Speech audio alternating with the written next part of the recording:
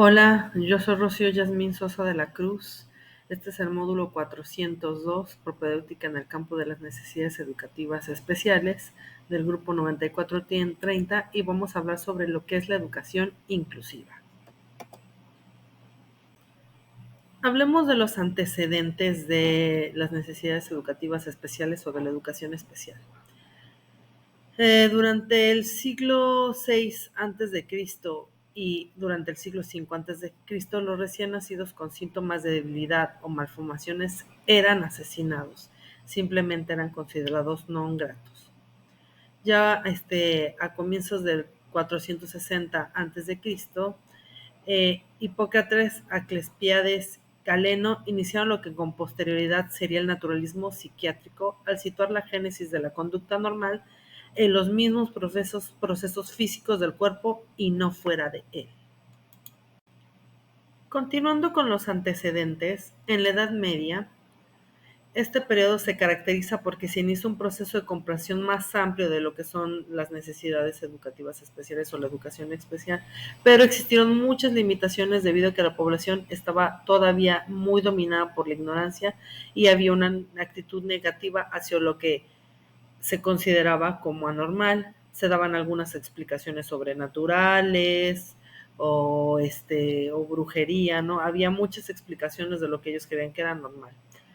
Pero también es importante mencionar que se provocaron también actitudes caritativas, surgiendo casos aislados de atención humanitaria y beneficencia. Y bueno, ¿cuáles fueron los primeros planteamientos y respuestas a las problemáticas educativas? Estas se dieron aproximadamente entre 1701 y 1900.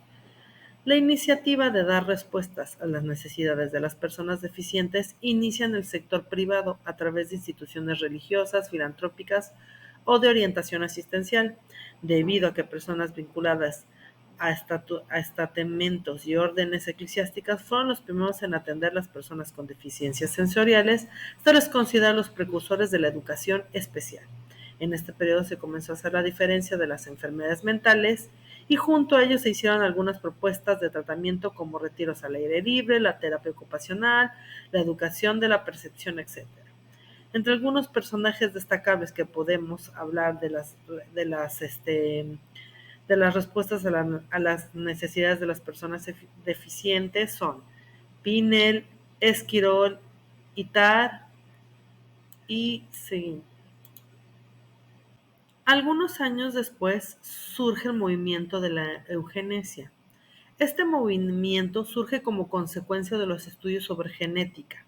La obra de Darwin, El origen de las especies, publicada en el año 1859 y en la que expone su teoría de la evolución por selección natural, propició una visión de los retrasados mentales como sujetos que debilitarían el vigor de la especie humana, considerándolos como miembros inferiores de la misma, es decir, la selección natural debió de haber hecho que estos sujetos no existieran.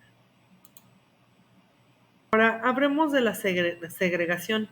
Son los médicos los que ponen en manifiesto que la educación es necesaria, que el enfoque médico basado en el estudio de los síntomas y el tratamiento médico-patológico debe completarse por su insuficiencia con un enfoque educativo más atento a las causas de los déficits y a las posibilidades de los métodos pedagógicos. Esto es lo que se va a denominar época de atención médico-pedagógica. Encontramos un momento especialmente importante para el inicio de planteamientos ante la deficiencia o retraso mental, la obligatoriedad de la enseñanza. Al imponerse la educación obligatoria para todos los niños, aumenta espectacularmente el número de niños que, sin presentar serias limitaciones, son considerados no educables, son los denominados débiles mentales. La segregación surge a partir de querer dar respuesta a las dos posturas dominantes respecto a las personas deficientes. Por un lado se piensa que es necesario proporcionarles ayuda y educación, pero por otro lado se considera que su conducta es anormal y constituye un peligro social. A partir de aquí serán los maestros, los educadores, los que desarrollarán constancia y organizarán y sistematizarán la atención de los niños con deficiencias especiales. Con el paso del tiempo llegamos a la época de la normalización que se dio en los años 60 aproximadamente. Es importante destacar que este periodo fue liderado por padres y madres, así como por las propias personas con discapacidad, los que cuestionan la segregación en las instituciones de las cuales viven sus hijos o ellos mismos. Estas instituciones específicas y defienden la escolarización en centros ordinarios, es decir, quieren formar parte no solo de centros especiales, sino parte de la educación lo que se llama como normal. El principio de este movimiento sostiene que normalizar e integrar es una tendencia en proceso. Es la convicción de que sin dejar de proporcionarle al alumno con deficiencias lo que necesita real y específicamente. Se necesita que se haga en contextos los menos restrictivos y posibles usando los recursos ordinarios en la medida que favorezcan el desarrollo humano. Hablamos de los nuevos planteamientos de la práctica educativa de la integración escolar y social. En cuanto a los modelos subyacentes que caracterizan a la educación especial, en la época de la normalización podemos decir que observamos una continuidad de los modelos presentes en la época de la institucionalización, y hablando de los aspectos médico, psicométrico, conductista y cognitivo, y la aparición de un nuevo modelo, el modelo constructivista holista, que pretende superar los reduccionismos de los modelos anteriores. Así, el principio de normalización se deriva del principio de integración escolar.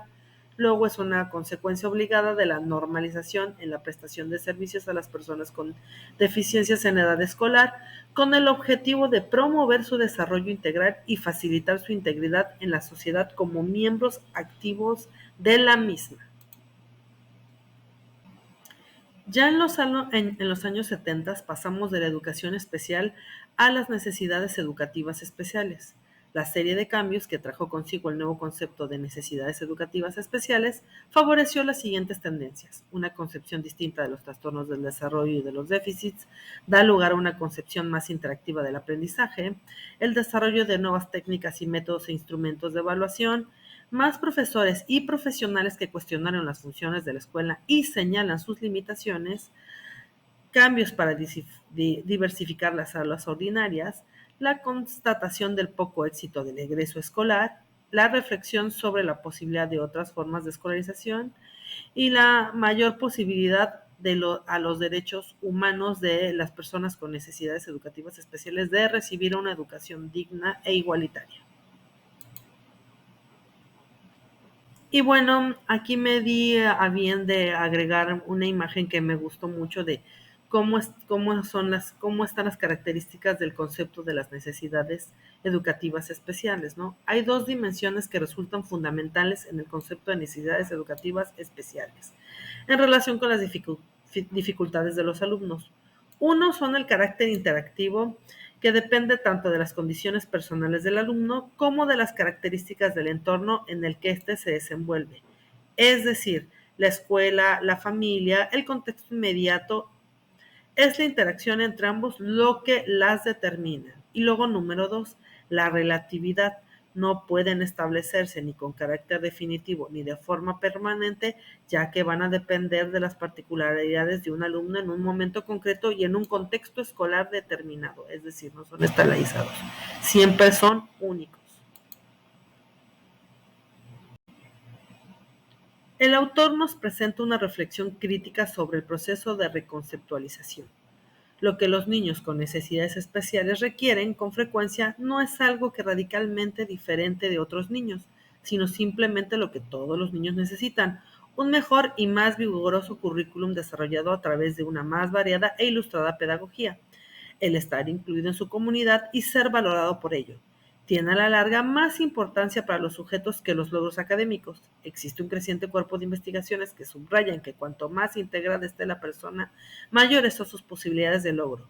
Y que, por otro lado, el daño hecho a los jóvenes en la tradicional respuesta social y educativa segregada es considerable. ¿Y cuáles son las dimensiones de la educación inclusiva? Están representadas en esta imagen que el autor pone en el artículo, la cual supone la aceptación de todos los alumnos valorando sus diferencias, enfatizando la igualdad por encima de ellas. Exige que la escuela ha de asumir nuevos valores formando parte de una política escolar de igualdad de oportunidades para todos. Supone incrementar la participación activa de los alumnos y disminuir los procesos de inclusión. También un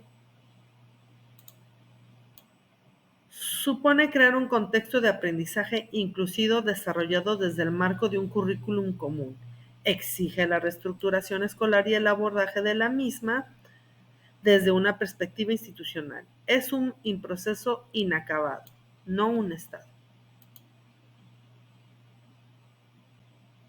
Y ya en las reflexiones finales el autor nos dice: los defensores de la inclusión hemos manifestado la necesidad de reconstruir el concepto de necesidades educativas especiales, desde la percepción no solo del déficit de los sujetos, sino también de las dificultades que experimenta en función del contexto educativo, la estructura organizativa del centro y aula y los procesos de enseñanza-aprendizaje que se desarrollan en ella. La finalidad de las escuelas inclusivas, por tanto, se centra en crear sistemas educativos que permitan ofrecer respuestas a las necesidades de todos los alumnos. Y bueno, yo en particular, trabajando en el sector educativo, he visto que cada día las escuelas se dan más a la tarea de trabajar con alumnos neurodiversos, adaptar los espacios educativos. Tristemente, esto se da mucho más en el sector privado que en el sector público, debido también a los desafíos económicos que esto supone. Muchas gracias.